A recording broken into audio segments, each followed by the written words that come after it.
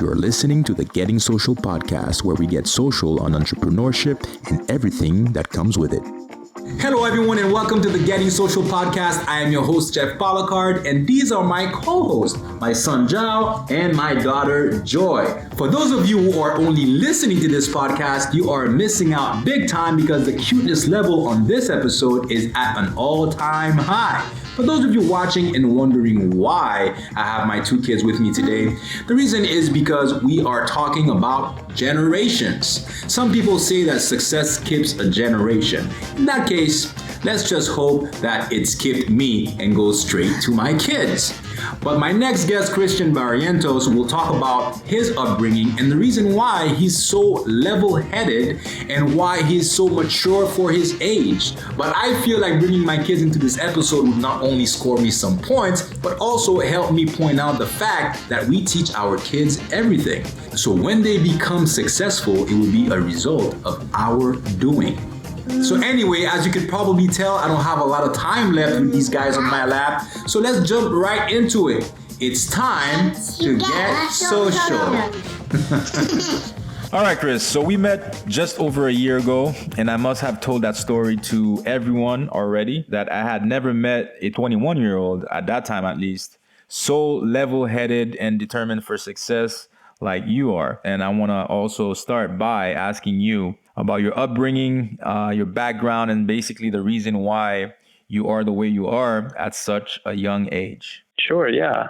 So I grew up basically a pretty normal life. I think my parents did a really good job of instilling in me the value of just not really settling for the average result and always just looking to see ways that you can improve upon yourself. But taking a little bit further than that, or further back than that, on both sides of my family, I have grandparents that have reached the heights or the pinnacle of success in their respective fields. And I think that as I grew up and matured and was able to really appreciate that heritage and that lineage, really started to shape me. On my dad's side, my grandfather was president of Bolivia back in the 1960s. And on my mom's side, my grandfather on that side is a very successful entrepreneur who was able to retire at a very young age relative even to back then. So my grandfather on that side was definitely a mentor and still is. And those were always stories that I heard growing up, and was never really appreciated the gravity of it or the significance of it until I was about 20 years old. And I realized that I had greatness in my family, in my blood. And I don't think by any means success or achieving goals is something that is wired into DNA. I think anybody can do it with the right mindset.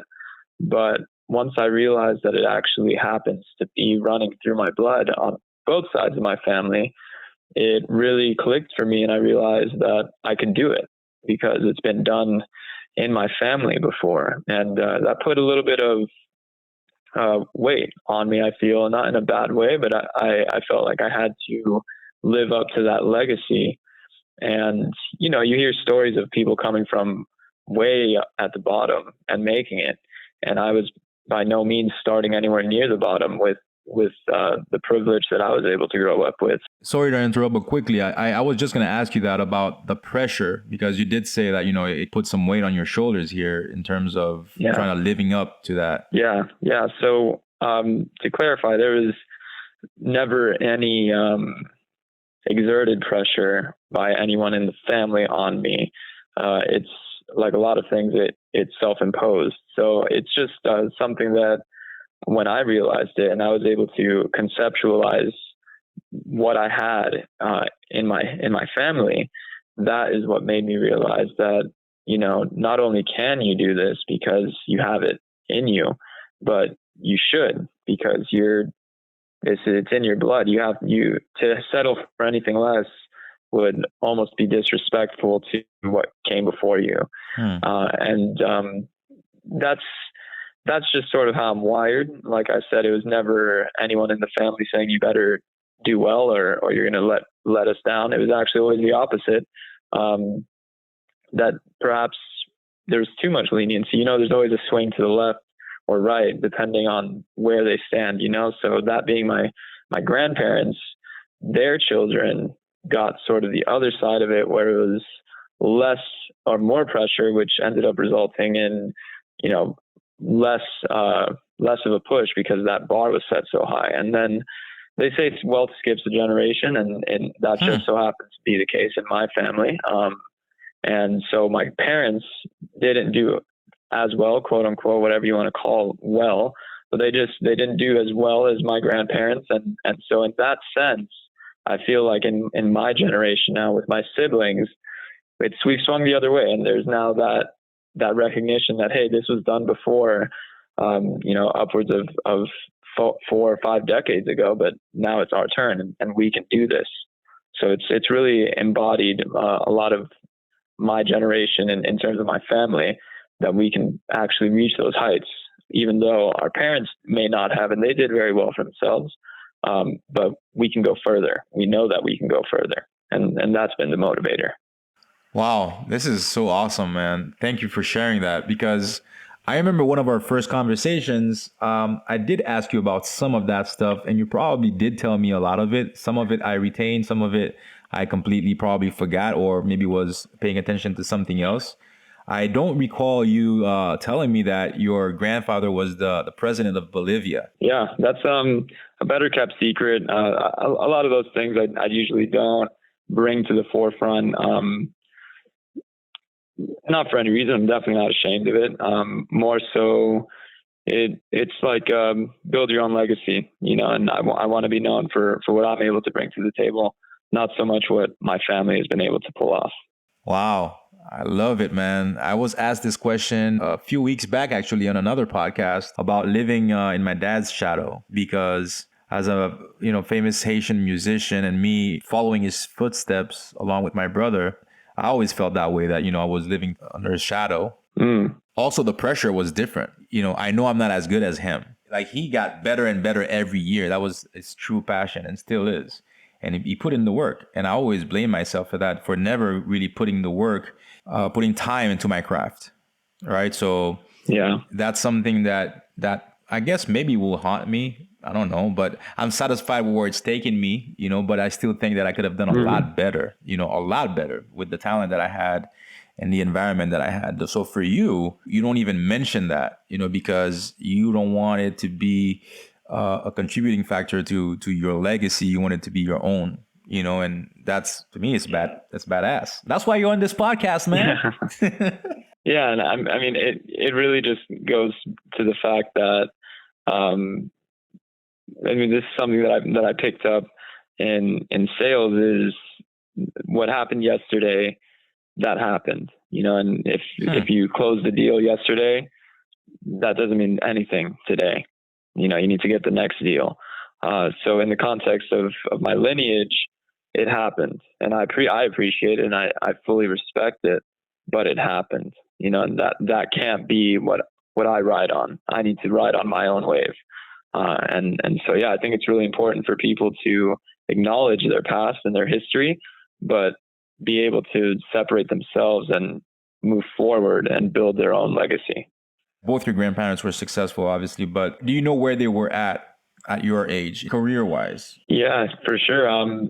So my parents at this age, they were, for better or for worse, essentially following the path that was set in that generation. Go to university and get your degree and do it and all of that. They were on that track and following it faithfully, like a lot of people in that generation did. Not really any aspirations in terms of politics in the case of on my dad's side, or entrepreneurial endeavors in the case of my mom's side. Although my mom did end up opening her own company a number of years down the line, actually when I was born, so when she was in her 30s. But no, I would say they were definitely on the track to just follow the status quo. And not knocking that. It's a generational thing, and you are, to a large degree, a result of the generational trajectory that you find yourself in. And there's outliers in every case. My grandparents, on my dad's side, I don't know very much his history. I'd love to get to know more, but I would expect that he was most likely entering the Bolivian Air Force at that point, or beginning to serve. That was how he started his career, was in the military. So at 22, he may have just been breaking into that, or to some degree, finishing that up. And on my mom's side, my grandpa he started off in a car dealership, and at 22, I was probably just out of college, starting to get started there.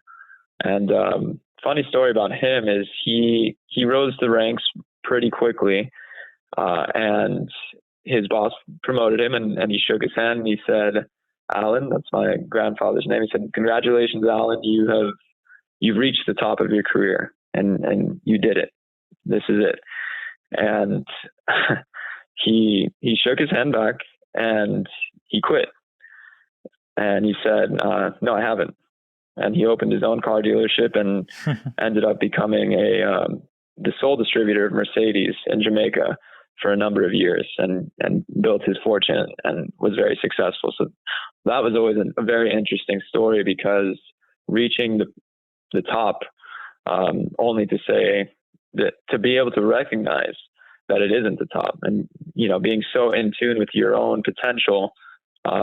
That story has always stuck with me. That it's a profound and dangerous move, and I liked it. You need to be able to take those kinds of risks, and I always appreciated it.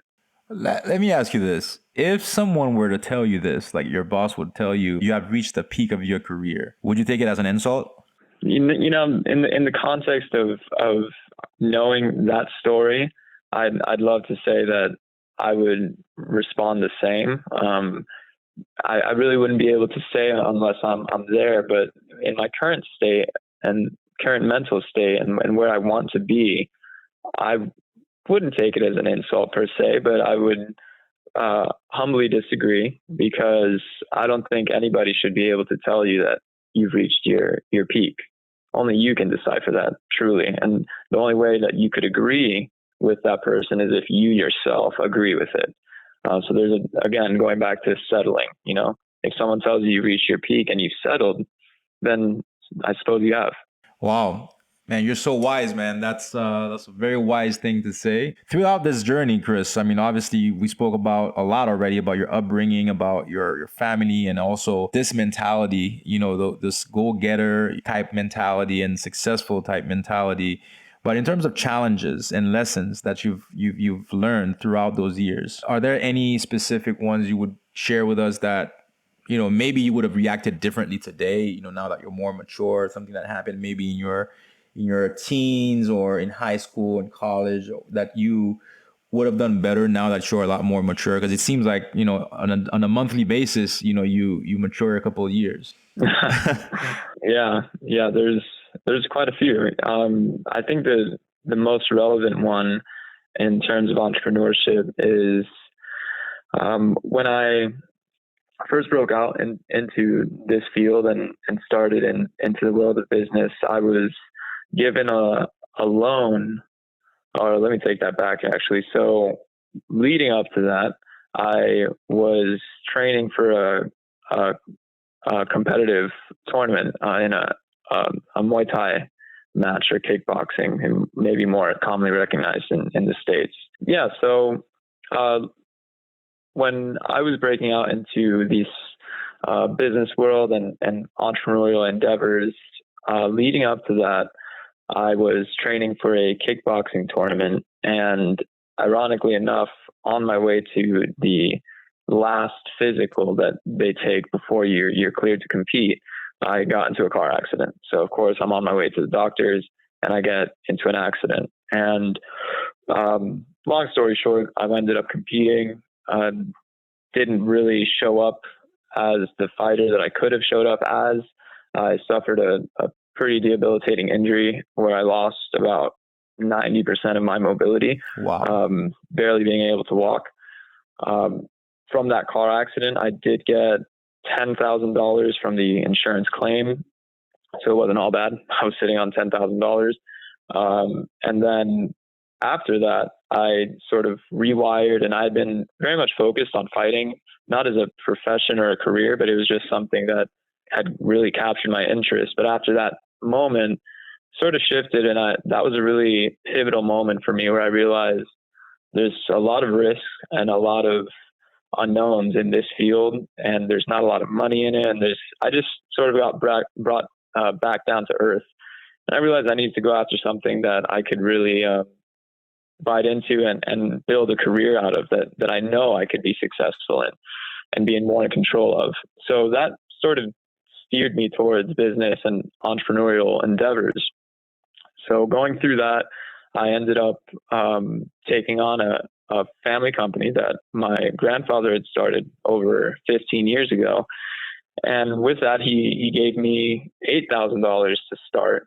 So now, grand total, we had $18,000 in the bank. And this is relevant because the experience that I learned essentially was you have to be very careful with your finances and be very calculated with every dollar. And I wasn't being wasteful in the sense of buying jewelry or anything stupid like that. It was more so I was so excited to finally be quote unquote an entrepreneur that it was essentially a race to zero. I got my first office. I hired someone and no sales. It was still in the developmental phase. And these are all things looking back. And as I recall it, I'm just shaking my head because it's lessons that you had to learn. Unfortunately, I had to learn them the hard way. But essentially within 3 or 4 months, I didn't just lose the full 18,000. I was ending up in about 20,000 in debt. So I'd gone from green to negative red. That's a $40,000 turnaround. In the wrong direction. Mm-hmm. So what that showed me though, was it's not about the failures and how low you sink. It's really about how you respond to that adversity. So what that showed me and what that pushed me to do was start creating income because I wanted to get out of debt as quick as possible. And those moments, those 6 months were so pivotal because they taught me the lessons that I feel are mostly responsible for a lot of businesses failing is just not being able to carefully manage the finances in a way that you can scale or survive with everything that's been going on recently.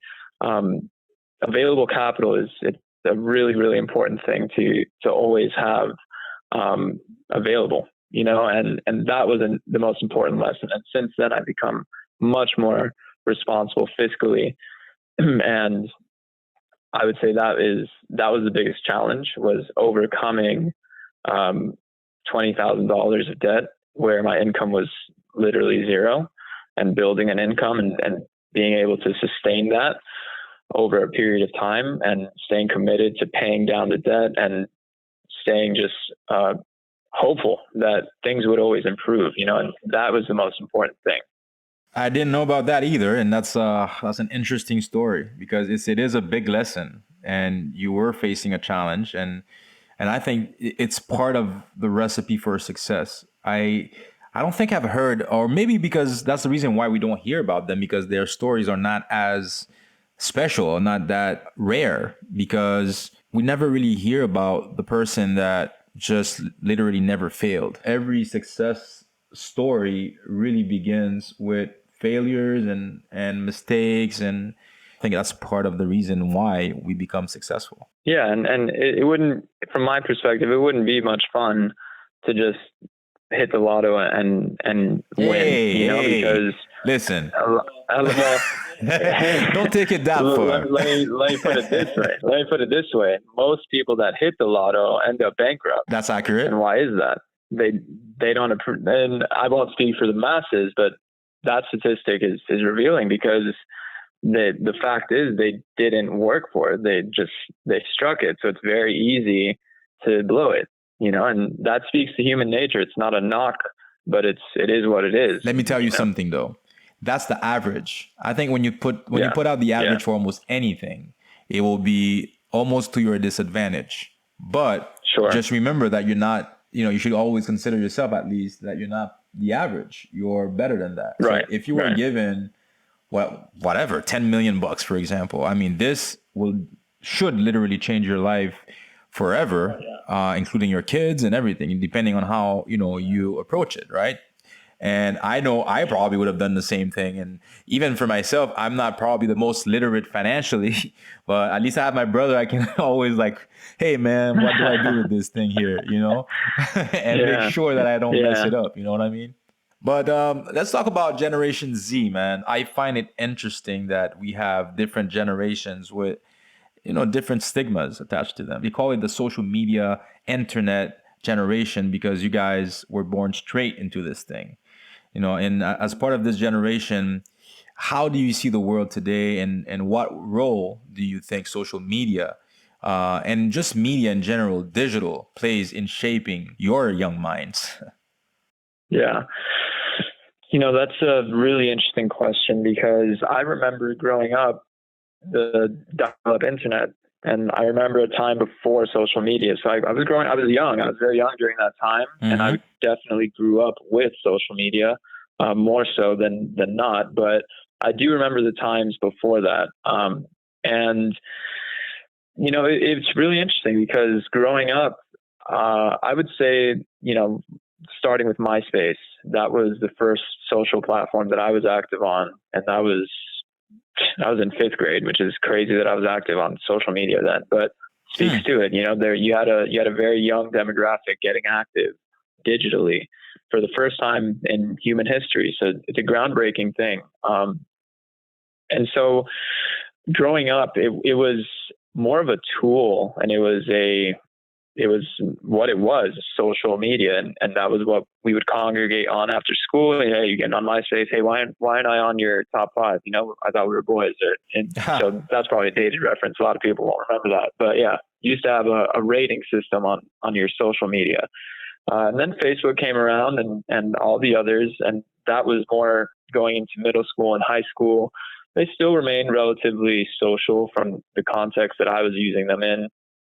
But then something happened, I think, or at least where I noticed, it was happening from way back then, but I noticed it back in 2014, 2015. There was a pivot where the government started getting really involved, at least in discussion about social media's roles. And that started to trigger a few questions in my mind. And then I started to see also a switch from, it wasn't about conversations anymore. It started to become very commercial with advertising, and a lot of businesses became present on it.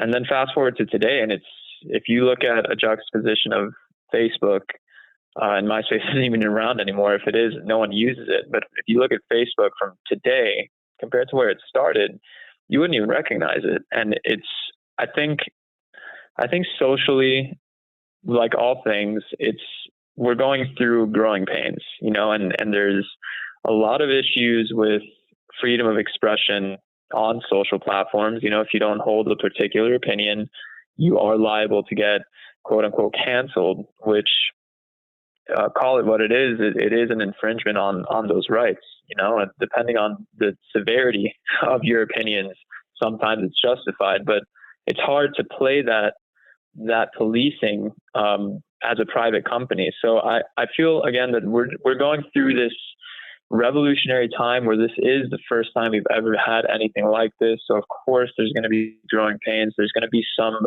weird occurrences where, bounds and boundaries start to get pushed. But I think with all things, if it's given enough time and there's enough patience around it, we will get through it, and we'll discover ways to navigate this. It's an entirely new world, but we will learn how to navigate it and be social again. And that was, it's funny because I'm in the marketing field. So we need social media. It's part of what we do. But from a personal standpoint, I think right now it's done a lot more harm than it's done good. And I feel like a lot of that has to do with the over commercialization of it. And again, that's completely contradictory to my career, but that's what I think as a person. I think it definitely needs some improvement on that side of things. It's not necessarily social media or the platforms themselves that are contributing to that. It's how it's being used. Because you could say the same thing about guns. You could say the same thing about a lot of other things. Even though obviously for all of those things, if you can raise those questions, it should speak to the necessity of having some sort of rule book, right? So there should be some limitation. Even age restrictions, in my opinion, should be one of those things. To your point about social media and how it affects our mental state and also people in general, I think that's going to be inevitably where we're going to go anyway, because I do feel like there's going to be major changes coming our way in terms of the way we socialize, in terms of, getting social, not only on social media, but also in person. There's going to be some things that we're not used to.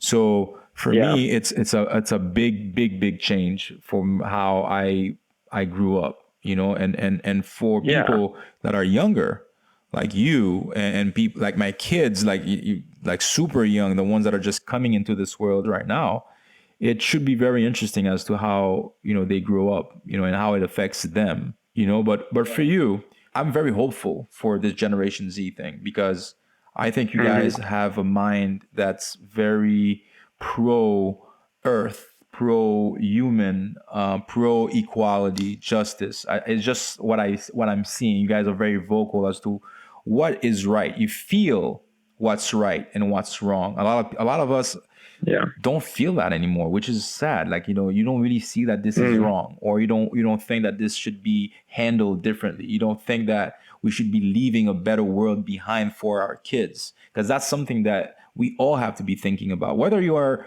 on the verge of having kids or not, or if you have kids or you don't have kids, it doesn't matter. Maybe do it for a niece or whatever, or a nephew, but leave it for what do you want to leave the world as, and for the people that come behind you. And I think you guys are conscious about it, and I think you guys are vocal about it. And I want to hear about your opinions on that, and what you think this generation could bring, and what do you think you could do as an entrepreneur to influence others, your community, and people around the world. Yeah, that's another great question. And to top it off, I think the first elephant in the room to address is the issue of climate change. And you speak to one side and it's going to be hellfire and absolute destruction. You speak to the other side and it's a total hoax. I think that there's nuance with everything. So the timetable that we have, I think is leaning more towards within this century, we will see the ramifications of 200 plus years of industrialization. And it's sobering when you think of it that way. But yes, we've been industrial and we've been living this sort of life at an exponentially increasing rate, but for the better half of 200 years. So, that's going to catch up. And if we don't start at least preparing for those ramifications, very much like some may say that we were unprepared for the current situation happening now, it's going to be bad. And I don't want to be a harbinger of doom. I want to be a hopeful person and project hope and say that there's time. There's time for us to not reverse the damage. It's irreversible, unfortunately, but we can curb the damage and we can prepare for what's coming. And we, at that point, we need to rely on the science. And that's sort of as a general view. But I think underneath all of that is the very fact that there is such a split and it's a clear line. You can almost tell what political party someone's affiliated with just by asking a simple question of what do you think about climate change? something that should be almost universally panned as at least real. Whether or not we are contributing to it as much as some say we are, you can't deny that it's happening. And now you can spread that out across multiple issues. And the real problem is that there's such a divide, and that's been around, but I do believe that over the past 4 years, it's been accentuated and aggravated by the political figures in power. And I think it serves them for us to be divided, because then they can continue the game that they play. And they become less overt about it or covert about it. They're just more brazen with their deception. And I think that's the issue. And we need to come together cross-generationally, not just my generation. It needs to be a united front that we say, enough is enough. And we need to hold the people that are in power accountable, because that is what we elected them to do. We elected them because we collectively agreed that we can't govern ourselves. We need a government. So if that's the case, then they need to do their job, and they need to be held accountable for the shortcomings and the successes. And that won't happen as long as we are divided and dismissing each other. If you're pro-Trump, you're a racist and a bigot. If you are pro-Biden, you're a socialist. You want to defund the police and swing all the way to the other left side. So it can't be so divisive. There's nuance. I try and toe the line, and I've been called, funnily enough, I've been called spineless, and I've been called a coward and other names, simply because I refuse to identify with either side, because I choose to acknowledge that there's nuance in all things that we discuss. So, but that's how it's supposed to be. Why do we have two options? And I'm with you on that, because I don't necessarily have to take a position. I have a strong position against, any type of injustice, racism, and just, lying and mistreatment of people, and then all that kind of stuff. I just can't deal with that. I'll vote for like a pile of crap before I accept that stuff. To your point, why do we have to pick? And I think it's the opposite of a coward. I think it's actually strong, because you don't have to fit the mold. You have the ability to make your own assessment, and that's a great thing. Yeah, and I say that not to garner pity, because I don't believe that I'm a coward. And again, it goes: did you reach your peak or didn't you? Are you a coward or aren't you? I know I'm not a coward, and I know I'm not spineless. I know that I take hardline stances where there needs to be a hard line taken. You're either a racist or you're not. There's no gray area. There's no nuance, so you can take hard lines. I'm not saying that everything has that nuance. I'm saying most things have nuance, so that needs to be the discussion, is how do we find the middle? How do we come together? Because if I just continue to lob assaults at you based off of an affiliation that you have or an opinion that you have that may not be racist, it just may be associated with what people are saying are racist, that's not productive. We need to get to the bottom of it. And even if you're going to speak with someone who is on the complete other side of what you would ever believe in, how are you ever going to find a middle if you don't engage them? If you just continue to lob insults at each other, that's all you're ever going to do. And then the people on top will stay on top, and the wheel will just keep on turning. And 50, 60 years from now, we're going to be wondering what the hell happened to our country. And some people are wondering what happened to it now, but that's only 4 years of divisiveness, and I think the leading up to this election, and this is a very pivotal time for our country and our world. But specifically, the U.S. is in a very difficult time right now.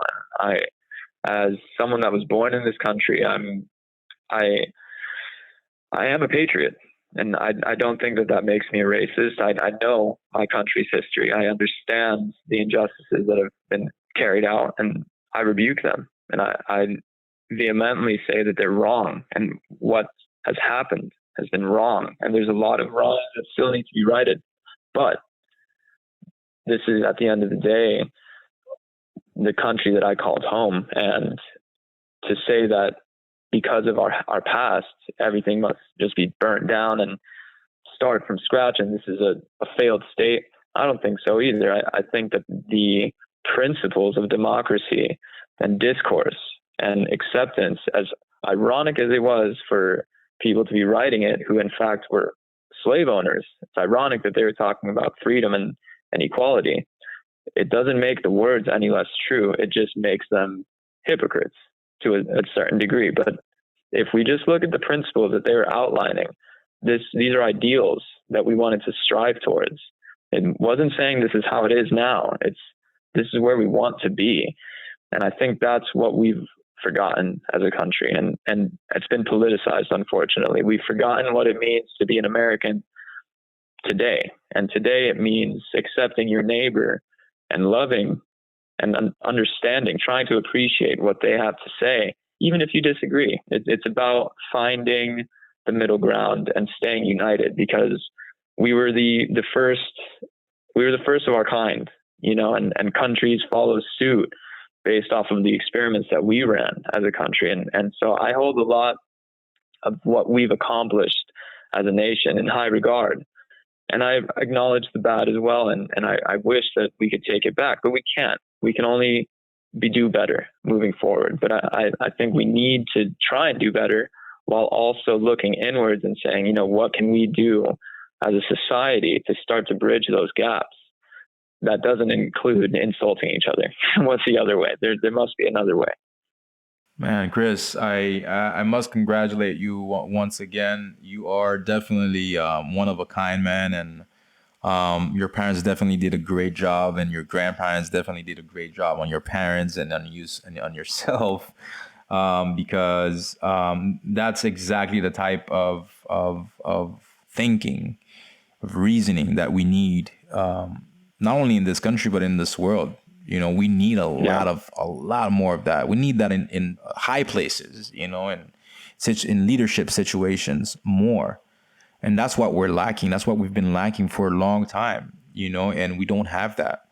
We need that, in my opinion, to survive as human beings and to keep this planet going and moving in the right direction. Because, we were, going through tough times, man. But hey, thanks again, man. Thanks for coming. I definitely feel like there's going to be an episode 2 with you soon, because there has to be. There's a lot more to talk about. You're awesome. Thank you again. Keep doing you.